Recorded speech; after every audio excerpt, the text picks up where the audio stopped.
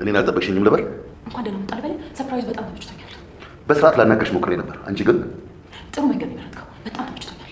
ለነገሩ ፈሪ ነህ፣ ፈሪ። ሰው ከለመደው ውጭ ከማሰር ውጭ ሌላ ምን ነገር ሊያደርግ አይችልም። እየተሸነፍሽ መፍጨርጨር አይሆንብሽም? ልትገለኝ አትችልም። ታውቃለህ እሱን። ለምን ይባል ንግስቲቱ? ምክንያቱም ወርቅ ምጥል ዶሮ ባልሆን እንኳን ወርቅ ያዝኩኝ ዶሮ ነኝ። ስለዚህ እኔም ብትገለኝ ደግሞ ወርቅ ማግኘት አትችልም። አሁን በእጄ ውስጥ ነሽ። በታምር እኔ እጅግ ነገርን ማግኘት እንደማችል አስበው። እሱ የኃይል መቅዠት እንደሆነ አውቀውሽ። ጥሩ ቆይታ ይኖረናል ብዬ አስባለሁ። እንዴ የት ነው የምትሄደው? ፍታኝ እንጂ ሰውዬ። ምን ነው በኩራት ስትጀነኒ አልነበረም እንዴ? ምን ነው ባንዴ ቆምሽሻለሽ? እንዴ አንተ ሰውዬ ፍታኝ ብያለሁ።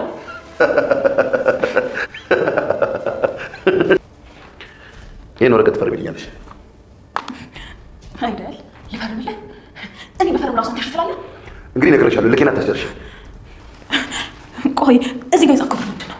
የሰጠውሽን ነዋ። ያማል በል። የሰጠኸኝን 5 ሳንቲም ሳለካ እንዳስቀምጠው ነበር። አደራ አይደለ እንዴ? እኔማ የባለቤቴ ነው ብዬ ነበር። ለካ አንተ። አምኜሽ ነበር። እኔም አምኜህ ነበር። ምን አደረግኩሽ ታዲያ? የሰጠኸኝን ጠየቀኝ። 1 ብር ሳይኖረኝ የምትወሽ ይመስልሻል? ጥሩ። በዚህ መንገድ ከሆነ የምትቀበለኝ የፈለግከውን አድርግ።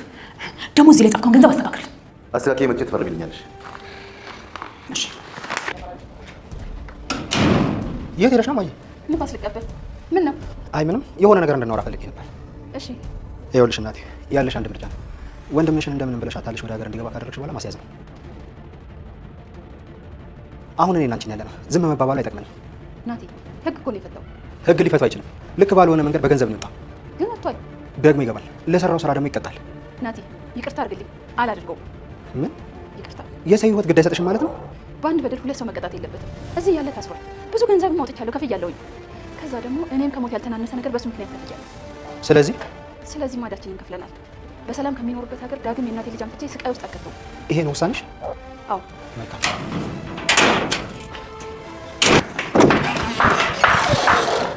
አለም ወዴት ነው?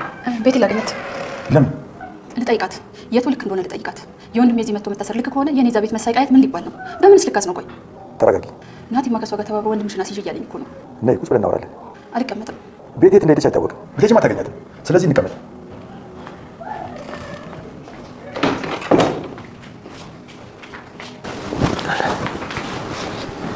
የት ሄዳ ነው? ትሁት እንደነገረችኝ ከሆነ ያ ሰውዬ ሳይዛት አይቀርም። እሱ ድሮም አውሬ ነው። እኔን የበላ ሰውን የሚተዋት መስሏት ተሞኘች። አዎ አንቺ አትናደጂ። እስኪ አንተ ፍረደኝ። እንዴት ነው አንድ ወንድሜን ከሞቀ ቤቱ ጠርቼ መከራ ውስጥ የምከተው? እሱስ ቢሆን ይቅር ይለኛል? አለም እንድትናደጂ አልፈልግም። ስለ እኔ ማንም ግድ የለውም። እኔም ስለ አንቺ ግድ ይለኛል። እናቴም ከአንቺ ጎን ነው። አይ እሱን ስተው።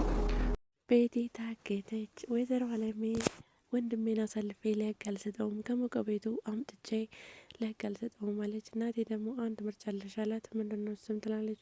ወንድምሽን አሳልፈሽ ለህግ ከስጬ እሱን ለህግ ካልሰጠሽ ቤቲ ሌላ ነገር የምታደርግና የምትራራ አይመስለኝም። ስለዚህ ወንጀለኛ እንደ ወንጀሉ መቀጣት አለበት። ወንድምሽን አምጪና ለህግ ሰልፍ ስጪ ይላታል። ታዲያ ወይዘሮ አለሜ አላደርገውም አለች። እናቴ ካላደርገውም ካልሽ በቃ ይመችሽ ብሎ ተቤት ጥሏትም ይወጣል።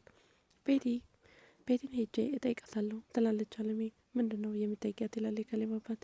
የምጠይቃትማ እኔን እንደዛ ያን ያክል ዓመት እንደዛ ከመንገላታትና እንደዛ ከማድረግና ይህ እንደገና ደግሞ ወንድሜን አምጥቶ ማሳሰር ልዩነቱ ምንድን ነው? የትኛው ነው የሚሻለው? የትኛው ነው የሚብሰው ብዬ እጠይቃታለሁ ትላለች። ሰላም ጤና ይስጥልኝ ውድና የተከበራችሁ የቻናል ቤተሰቦች በያላችሁበት ዓለም ዳርቻ ሰላማችሁ በዚህ የተረፈ ይበል። ለዚህ ቻናል አዲስ ከሆናችሁ ላይክ፣ ሰብስክራይብ፣ ሸር ያደረጋችሁ ቤተሰብ እንድትሆኑ በአክብሮት እጠይቃለሁ። ዛሬም እንግዲህ ተወዳጅና አስተማሪ በሆነው በትሁት ድራማ ወደ እናንተ መጥቻለሁ ማለት ነው። ትሁት ድራማ 122 ምን ይመስላል የሚለውን እናያለን። አቶ ገዜ እንግዲህ እንደዛተ ማለት ነው ቤቲን አግቷታል ማለት ነው። ቤቲ በጣም ደስ ብላት የእህቷን የሕክምና ወጪ ከፍላ ስትመለስም ወደ እህቷ ጋር ትደውላለች። ታዳቷን ጋር ደውላ እንደ ስትል ነበር የጠየቀቻት። ሲጀ ላይ ምን አለ ገምጂ፣ በጣም ደስ ላይ ከሆነ ደስታ መውቀት ተራክቶኝ ነው ትላለች ማለት ነው። እንግዲህ ታምን የምንለውን እንዴት አውቃለሁ ስትላትም ነበር። ለማንኛውም ሙሉ የሕክምና ወጪሽን ሸፍኜ የከፈልኩበት ደረሰኝ ይዣለሁ ትላታለች ማለት ነው። ታዲያ እህቷም አመሰግናለሁ ስትላት ነበር። ይሄ እኮ ግዴታዬ ነው ውቤ፣ እኔ እንድታመሰግነኝ ሳይሆን ግዴታዬ ነው፣ የኔ ግዴታ ነው ትላታለች ማለት ነው። ታዲያ ቤቲ ደስታውን ተተመሳጨሩስ መንገድ ላይ የመጣች እያለች አቶ ጊዜ ሰፕራይዝ አለሽ በማለት በሌላ ሰው በማስደወል ወደዛ ቤት እንዴት ገባ ተደርጋለች ማለት ነው። ታዲያ ቤቲ ከገባችም በኋላ አደንዛዥ በመጠቀም ወይ የሆነ ነገር በማሽተት ቤቲ ራሷን እንድትስት ካደረጓትም በኋላ ቤቲን አግተዋታል ማለት ነው። እግሯንና እጇን ከወንበር ጋር ካሰሯትም በኋላ ከዛም በኋላ ነበር ቤቲ ራሷን ያወቀችው ማለት ነው። ታዲያ ራሷን ካወቀች በኋላ የሰው ያለ አድኖኝ የት ነው ያለሁት እያለችም ትጮህ ነበረ። ታዲያ በውስጧም አቶ ጊዜ እንዳሳገታት ስጠራጥርም ስለነበረ አቶ ጊዜ ከዛው ይመጣል ማለት ነው። እኔን አልጠበቅሽኝም ነበር አይደል ይላታል። ከዛ ቤቲም በጣም ተመችቶኛል፣ ዌልካም ልበልክ፣ በጣም ተመችቶኛል፣ ሰፕራይዝ ግን በጣም ያደነቁት ትለዋለች ማለት ነው። አየሽ አይደል እኔ ግን ለመንኩሽ በትህትና ለምኜሽ ነበር ይላታል። ለማንኛውም እኔን ገለስለው ብለህ የምታስብ ከሆነ አታደርገውም ትለዋለች። ለምን ሲባል ይላታል ማለት ነው። እኔን ከገደልከኝ እኔ ወርቅ መጠል ዶሮ ባልሆንም ወርቅ ያዝኩ ዶሮ ስለሆንኩኝ እኔን ከገደልከኝ ማለት ወርቆችን ስለማታገኛቸው ስለዚህ አትገለኝም ብለዋለች ማለት ነው። ታናቱ ጊዜም እንግዲህ እንደዛው ከሆነማ ጨዋታውን ጥሩ ጨዋታ ይኖረናል ማለት ነው ይላታል ና ይሄዳል ማለት ነው። ለምንድነው ብትሄደው ናፍታኝ እንጂ እያለችን ቤቲ ስትጮህ አሁን ወንድ ነኝ እያለች ሲያጫወተሻል ነበር ስለዚህ አሁን ደግሞ ምንድነው የምትይው ይላታል ማለት ነው። ታዲያ ይህም በማለትም ትቷት ይሄዳል ማለት ነው። እንግዲህ በሌላ በኩል ደግሞ ናቲ እናቱን ሊያሳምናት እየሞከረ ነው። እኔ ልሽ አቶ ጊዜ ገንዘብ ልሰጥ ይፈልጓል፣ ነገር ግን ከቤቲ መቀበል አለበት ማለት ነው። ለቤቲ በሙሉ ስላዞረው ስለዚህ ባለፈው ደግሞ አንቺ ወንድምሽን አምጪና ለህግ ስጭ ስትልሽ እሺ ብለሽ ቢኖር ኖሮ ወይዘሮ አለሜ እንግዲህ ልጁን አምጥተሽ ለህግ ከሰጠሽ ቤቲ የሆነ ነገር ልታደርግ ሊሆን ይችላል፣ ግን ሆነ አንቺ ዝም ስላልሻት እና አላመጣም ስላልሻት ቤቲ ብር የምትመልስለት አይመስለኝም ይላታል ማለት ነው። ታዲያ አለሜም ኦኬ በዞር ታገኘች ማለት ነው በማለትም ትደነቃለች ማለት ነው። ታዲያ ትሁት ደግሞ እንግዲህ ይሄ ቤተሰብ ምን እየሆነ ነው ትላለች ማለት ነው ለካሌብ። እንግዲህ አቶ ጊዜ ናቴ ላይ ሽጉጥ መዞበት ነበር በባለፈው ከሆነ ማለት ነው። ትሁት ነበረች ደርሳ የገላገለቻቸው ና ታዲያ ለካሌብ አባት ወይም ለአባቷ ማለት ነው ይህ ቤተሰብ ምን እየሆነ ነው ዝም ብለን ነው የምናያቸው ወይ ትላለች ማለት ነው። ይህም ቤተሰብ ማዳን የምትችለው ቤቲ ናት፣ ስለዚህ አንቺ ቤቲን ስለምታገቢበት ቤቲን አሳምኛት ና በሩ እንዴት መልስ አድርጊ ሲላት ነበር የካሌብ አባት። ትሁት ይህም በጣም መራል አድርገውም ቤቲ እኮ እህቷን ለማሳከም በጣም ብዙ ብር ያስፈልጋታል፣ ስለዚህ ደግሞ ይህም ብዙ ብር እንዴት ነው የምትመልሰው ትላለች ማለት ነው። ለማንኛውም እሺ የምትለይ ከሆነ መልሳ እነግራታለሁ ስትልም ነበር። የካሌብ አባት ለሷም እኮ አይጠቅማትም፣ አሁን ይህን እህቷን ብታሳክም ሌላ መፍትሄ በመለነት ማሳከም ሌላ መፍትሄ ይህን ብር መልሳ ሌላ መፍትሄ ብትፈልግ ያዋጣታል እንጂ ብሩን ዝም ብላ አጥፍታ መጥታ የምታሳክም ከሆነ አቶ ጊዜ አይለቃትም ይገላታል ሲል ነበር። ታዲያ ይህ በንድ እንዳለ እንግዲህ አቶ ጊዜ አሁንም እስከ ዛሬ በስትና ሄጄ ስጠይቅሽ ና በሩ እንድታዞርልኝ ነበረ ስለምልሽ ነበር፣ ስለዚህ አንቺ ይሄን የሚገባሽ በማለትም እንግዲህ እና ይፈርሚ ስላትም ነበር ማለት ነው።